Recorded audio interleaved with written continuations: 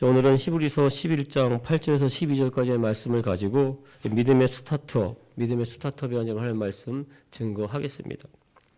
자, 이 스타트업이란 말은 미국의 실리콘밸리, 구글, 애플, 인텔 등 세계적인 기술 혁신을 이루고 있는 이 글로벌 기업들이 모여있는 이 실리콘밸리에서 처음 나온 말입니다. 우리나라의 삼성 반도체, SK 하이닉스도 이 실리콘밸리에 있습니다. 그리고 지금 우리나라 정부에서도 글로벌 창업 대국으로 도약을 하기 위한 이 스타트업 이 코리아를 외치고 있습니다. 왜냐하면 이 스타트업은 그 뜻 그대로 긍정적이고 발전적인 두 요소를 모두 다 포함하고 있기 때문입니다. 스타트, 이 출발한다는 뜻과 업, 상승한다는 뜻, 그래서 새롭게 출발해서 올라간다는 뜻을 가지고 있습니다. 오늘은 2023년 12월 31일 마지막 날입니다. 또한 동시에 2024년 1월 1일 이 새해를 가장 먼저 하는 날이기도 합니다. 2024년 새해 우리 성도님들 신앙과 삶이 스타트업 되시길 주님의 이름으로 축원을 드립니다. 자, 실리콘밸리에 있는 대부분의 기업들은 특히 애플이나 구글과 같은 이 그룹, 이 기업은 처음에는 아주 작은 구매로 스타트업을 했습니다. 아주 작게 시작했어야 하지만 그들이 갖고 있는 꿈과 소망, 기술은 모험적이라고 할 만큼 아주 창조적이었습니다. 자신이 갖고 있는 꿈과 소망, 이루고자 하는 뜨거운 열정이 있었어요. 결국 이 애플과 같은 경우에는 당시 고도의 전문가나 아니면 큰 회사에서만 사용하던 컴퓨터를 일반 대중화하는 큰 혁신을 이루어냈습니다. 자, 아이팟으로 전 세계 음악 시장을 평정했어요. 그리고 지금은 21세기 혁신의 아이콘, 이 아이폰으로 전 세계 스마트폰 시장을 장악하고 있습니다. 사람과 사람 사이를 연결해주는 SNS, 이 시장을 주도해 나가고 있습니다. 그리고 유튜브를 탄생시킨 구글도 마찬가지예요. 아주 작은 회사로 스타트업 했습니다. 그렇습니다. 이 실리콘밸리에 있는 글로벌 기업들은 모두 다 처음에는 이 스타트업으로 출발을 했어요. 그런데 그들이 스타트업 되기 전과 후의 세상은 완전히 바뀌었습니다. 그렇습니다. 이렇게 유한한 우리 인간, 우리 사람이 가진 능력으로 하는 이 스타트 기업도 세상을 바꿔나갑니다. 그렇다면 전지전능한 하나님이 부르신 믿음의 스타트업은 시대와 역사를 바꾸게 될 줄 믿습니다. 지금 이 예배 자리에 앉아있는 우리 성도님들 다시 한 번 더 하나님 말씀, 하나님의 부르신 가운데 2024년을 향해서 믿음의 스타트업 하시길 주님의 이름으로 축원드립니다. 성경 말씀에는 하나님의 부르신 가운데 부르심의 이전 그 후의 삶이 완전히 바뀐 인물들이 나옵니다. 대표적인 인물은 믿음의 조상 아브라함이에요. 아브라함이야말로 갈대아 우르 이방 땅에서 살 때는 하나님을 전혀 몰랐습니다. 모르는 삶을 살았어요. 하지만 하나님의 부르신 가운데 아브라함 믿음의 조상이 됩니다. 하나님 부르신 가운데 인생을 스타트업했던 이 아브라함 자신뿐만이 아니에요. 세상도 변화시킵니다. 복의 근원이 되는 삶을 살았습니다. 창세기 12장 2절 3절 보시면 내가 너로 큰 민족을 이루고 내게 복을 주며 내 이름을 창대하게 하리니 너는 복이 될지라 너를 축복하는 자에게는 내가 복을 내리고 너를 저주하는 자에게는 내가 저주하리니 땅의 모든 족속이 너로 말미암아 복을 얻을 것이라 하신지라.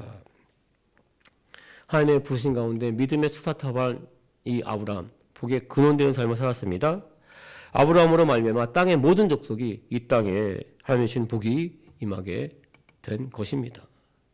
지금 우리가 이렇게 예배 드리는 것도 그 근원을 따지면 아브라함의 복이 우리 가운데 임했기 때문에 이렇게 예배를 드리고 있는 것입니다. 우리 성도님도 마찬가지예요. 이 예배 자리에 앉아있는 성도님들 복의 근원 되시길, 믿음의 스타트업 되시길 주님의 이름으로 축원드립니다. 오늘 본 말씀 가지고 믿음의 스타트업에 대해서 살펴보는 시간을 갖겠습니다. 첫 번째, 믿음의 스타트업을 하기 위한 부르심, 그 소명에 우리는 순종을 해야 합니다. 자, 소명은 불소 명령명, 왕이 신하를 부르는 명령입니다. 우리 기독교에서는 하나님이 우리 하나님의 백성들을 부르는 명령이 소명이에요. 소명. 자, 이 소명에 대한 대표적인 책은 오스 기니스가 쓴 책이 있습니다. 소명, 이 더콜이라는 책이에요. 이 책에는 4가지 삶이 있다고 말합니다. 첫 번째는 환경에 의한 삶이 있습니다. 두 번째는 운명에 의한 삶이 있어요. 세 번째는 선택에 의한 삶이 있습니다. 그리고 네 번째는 소명에 의한 삶이 있다고 말합니다. 소명에 의한 삶, 이 삶을 제외한 나머지 3가지 삶은 우리가 보통 일상 가운데 경험할 수 있는 삶입니다. 첫 번째, 환경에 의한 삶은 주어진 환경이 나와 내 인생, 삶을 결정한다고 합니다. 자, 우리가 알고 있는 대표적인 예, 쉬운 예는 금수저, 운수저, 흙수저, 이 어떤 수저를 물고 타냐에 따라서 인생이 결정된다는 것입니다. 부모의 재산과 그 소득 수준에 따라서 나의 사회적 계급이 결정된다는 것입니다. 그런데 이 금수저, 운수저, 흙수저 이론은 사실 부유한 환경에 태어나는 것이 얼마나 중요한가 이것을 따지던 유럽 귀족들 사이에서 사용됐던 말이었어요. 아주 오래된 말입니다. 두 번째, 운명에 의한 삶이 있습니다. 마찬가지예요. 타고난 운명에 의해 인생이 결정된다고 합니다. 우리나라에서 태어난 때와 시를 중요시 여기는 것과 마찬가지예요. 그런데 사실 운명에 의한 삶을 신봉하는 이 대표적인 나라가 있습니다. 바로 인도입니다. 인도에서는 이 거지로 태어나면 거지로 태어난 운명을 따라서 충실한 거지로 평생을 살아야 합니다. 거지로서 충실한 삶을 살다 죽으면 환생하면 좀 더 나은 삶을 살게 된다고 믿기 때문입니다. 이처럼 환경에 의한 삶, 운명에 의한 삶, 이러한 삶은 내 삶이 이미 결정됐다고 믿기 때문에 좀 더 나은 삶에 대한 노력, 소망 찾아보기가 힘듭니다. 그저 주어진 환경 가운데 운명을 따라서 살아갈 뿐입니다.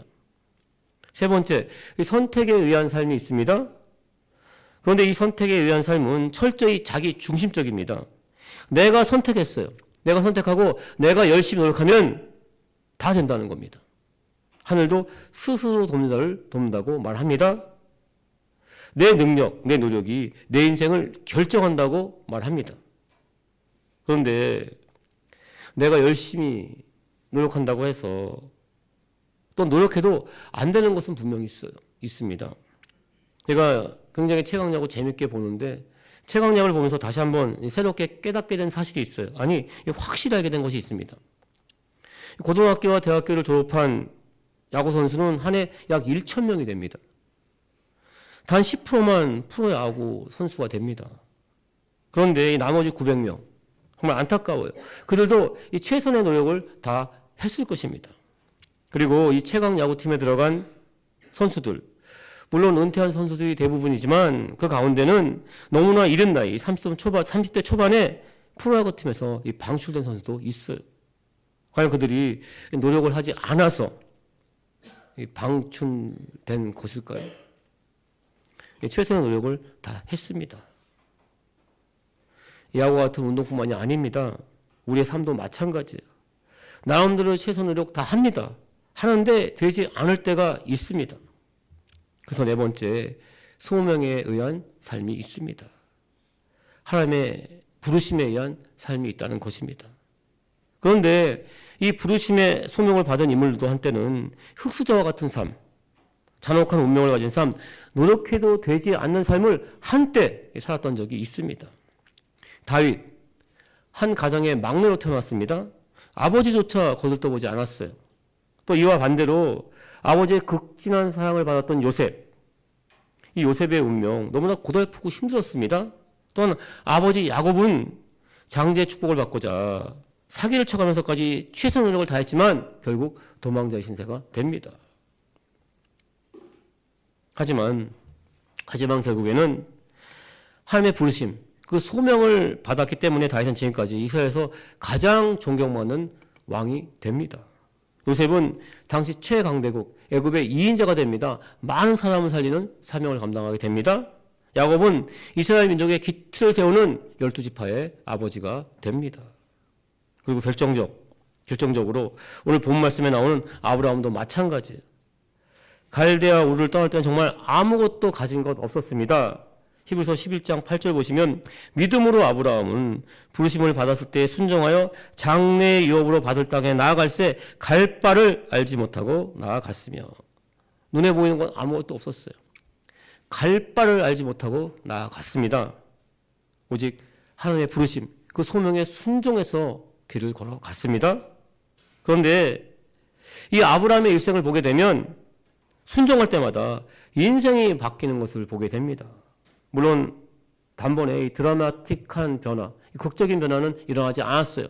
어쩔 때는 더 힘들고 어려운 환경으로 내몰리는 것 같아 보였습니다. 하지만 아브라함은 한 번 순종함으로 삶의 방향이 바뀝니다. 갈대아 우르에서 하나님 땅, 가나안 땅으로 그 삶의 방향이 바뀝니다. 두 번 순종할 때는 가나안 땅에서 최고의 거부가 되는 삶의 도약이 일어납니다. 그리고 세 번 순종할 때는 믿음의 조상, 열국의 모든 민족의 아버지가 되는 기적이 일어납니다. 그렇습니다. 저와 성도님들 분명히 하나님 백성으로의 부르심을 받았습니다. 받아서 이 예배 자리에 앉아있는 것입니다. 하지만 우리도 아브라함처럼 우리에게 보실 땅, 천국, 하늘나라는 아직 보지 못했어요. 그래서 갈 바를 제대로 알지 못합니다. 하지만 우리 성도님들 하나님의 부르심, 그 첫 번째 부르심에 순종했어요.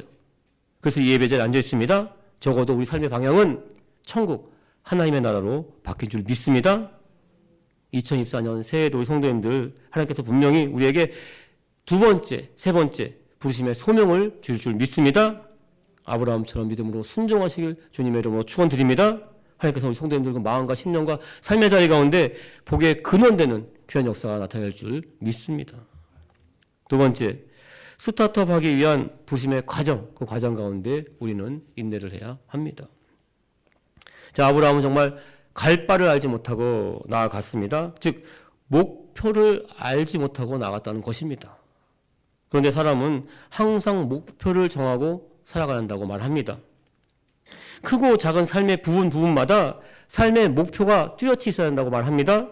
목표가 있어야만 좀 더 이 최선의 노력을 다할 수 있다고 말합니다. 맞는 말이에요. 맞는 말입니다.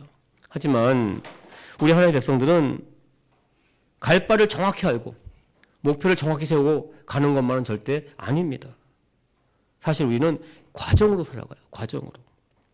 하나하나의 과정 가운데 그 모든 과정이 협력하여 선을 이루는 하나님의 은혜 가운데 우리는 살아갑니다. 왜냐하면 우리는 하나님의 말씀의 기차에 태워졌기 때문입니다. 우리 기독교인들은 이 자동차를 타고 달리는 것 아니에요.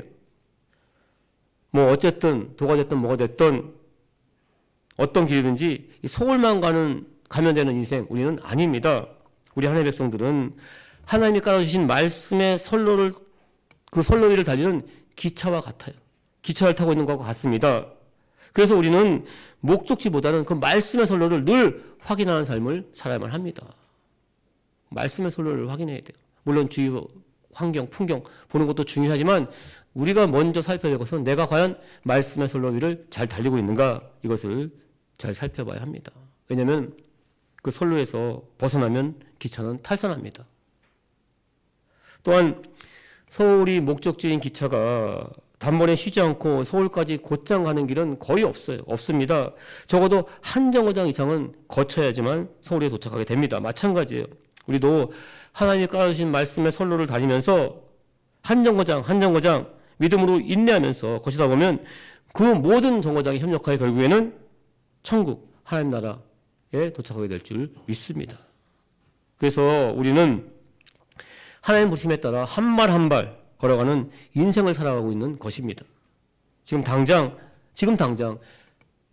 해야 할 것들 해나가는 것이 굉장히 중요합니다. 그리고 그렇게 한 걸음 한 걸음 옮기는 데 필요한 것이 바로 인내라는 것입니다. 히브리서 10장 30절 보시면 너희에게 인내가 필요함은 너희가 하나님의 뜻을 행한 후에 약속하신 것을 받기 위함이라. 하나님의 부르심, 그 소명을 하나하나 이루기 위해서는 인내가 필요하다는 말씀이에요. 그리고 그 인내 과정을 거치면 하나님의 약속하신 천국, 하나라의 백성된 삶을 살게 된다는 말씀입니다. 그리고 그렇게 인내하려면 무엇보다 중요한 것이 성령의 도우심입니다. 앞에서 말씀드렸어요. 내가 선택하고 내가 노력한다고 해서 되는 것이 절대 아닙니다. 하나님이 우리를 부르셨어요. 하나님이 우리를 부르셨습니다. 그래서 하나님은 우리가 그 부르심의 방향을 잘 따라갈 수 있도록 성령님이 우리와 함께 동행하게 해 주십니다. 우리를 도와주세요.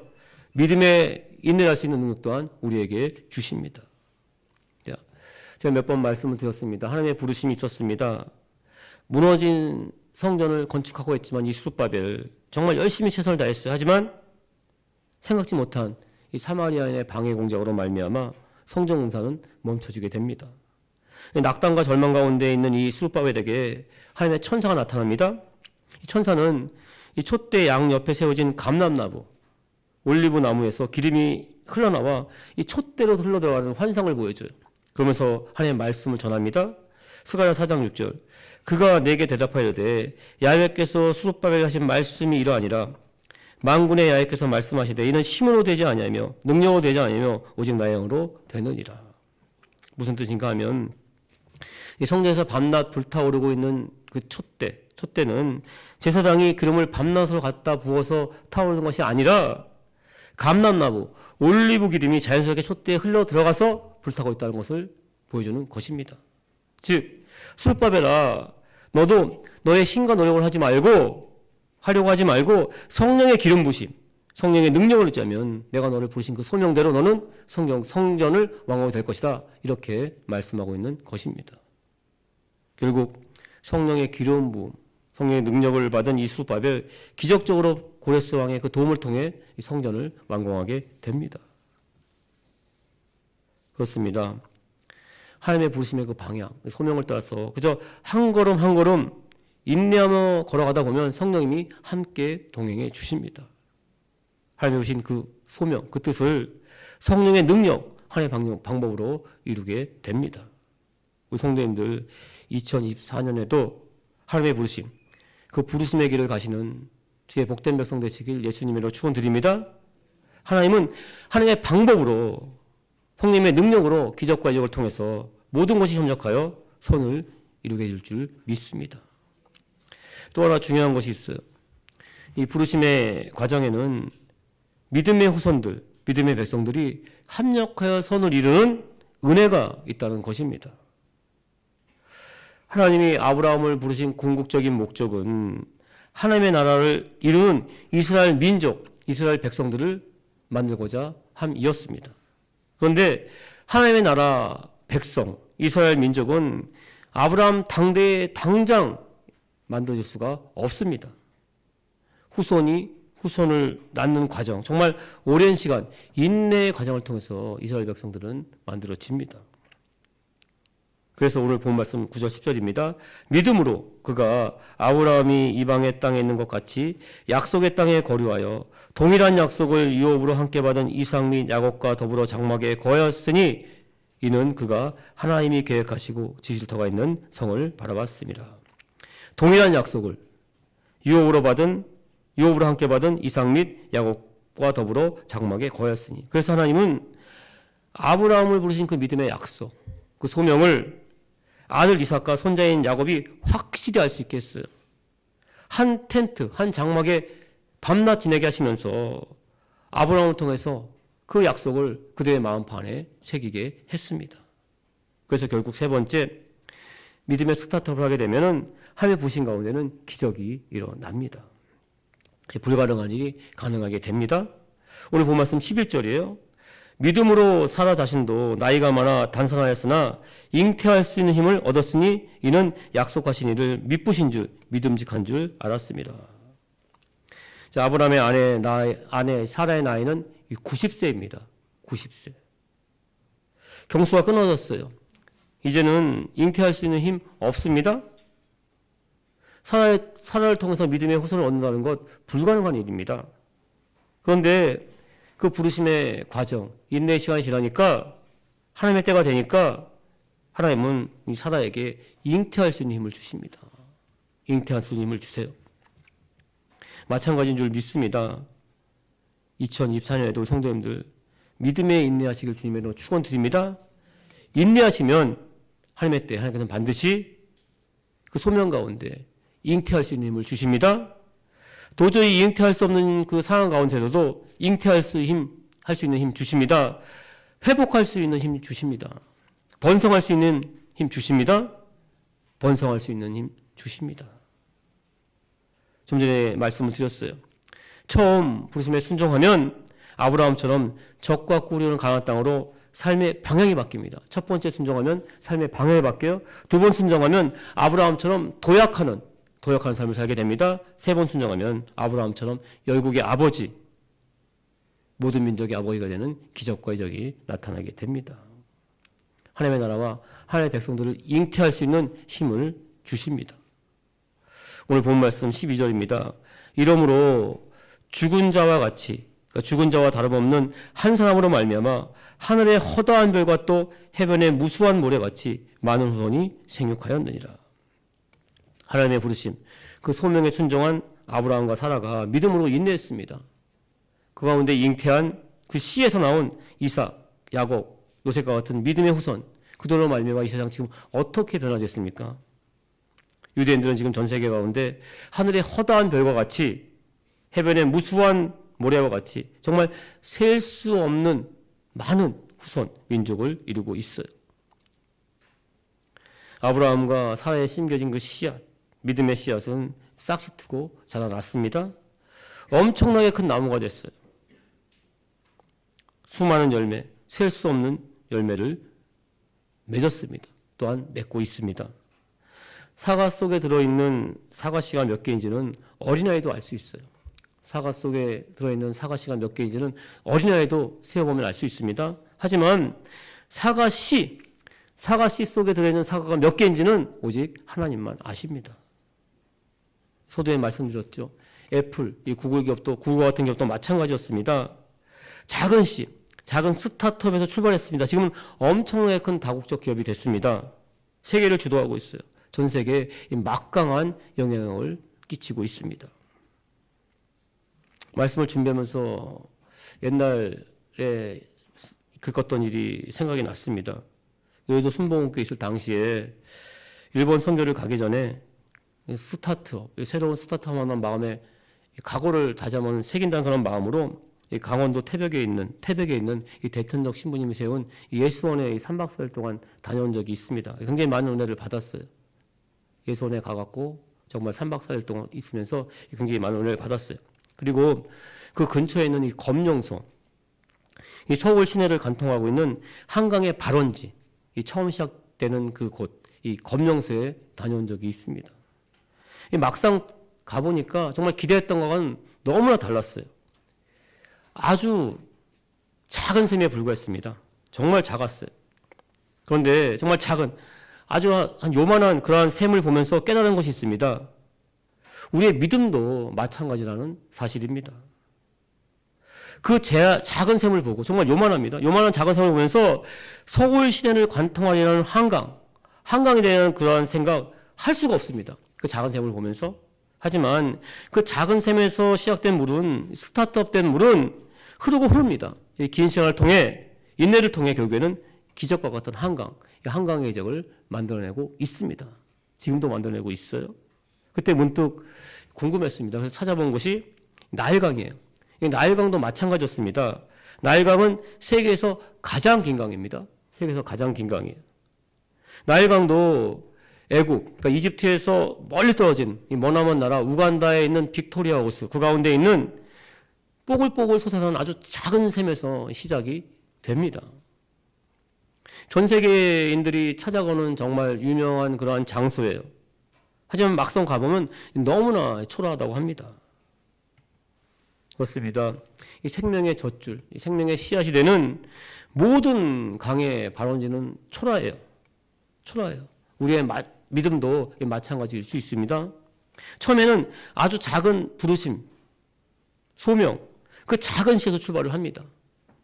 하지만 그 부르심의 가장 가운데 하나하나 믿음으로 인내하다 보면 어느새 이 새들이 와서 깃들 수 있는, 쉴 수 있는 큰 나무, 많은 열매를 맺을 수 있는 나무로 성장해 갑니다. 말씀을 정리하겠습니다. 예수님도 분명히 말씀을 하셨어요. 마태복음 13장 31절 32절 보시면 예수님이 또 비유를 들어 이르시되 천국은 마치 사람이 자기 밭에 갖다 심은 겨자씨 하나 같으니 이는 모든 씨보다 작은 것이로되 자란 후에는 풀보다 커서 나무가 되매 공중의 새들이 와서 그 가지에 깃들이느니라. 성도님들, 하나님의 부르심 그 소명 가운데 말씀의 씨를 받으시길 주님의 이름으로 축원드립니다. 이 시간 하나님의 말씀의 씨를 받으시기를 주님의 이름으로 축원을 드립니다. 믿음의 스타트업이 되시길 주님의 이름으로 축원드립니다. 그 말씀의 순종함으로 말미암아 정말 말씀의 씨를 받고 삶의 방향을 새롭게 정하시고 인내하시면, 인내하고 나가시면 우리 성도는 삶의 자리 가운데도 분명히 기적은 일어날 줄 믿습니다. 아브라함의 복이 임하게 될 줄 믿습니다. 우리 성도의 손길을 통해서 정말 많은 사람들이 복을 받는 귀한 역사는 반드시 나타날 줄 믿습니다.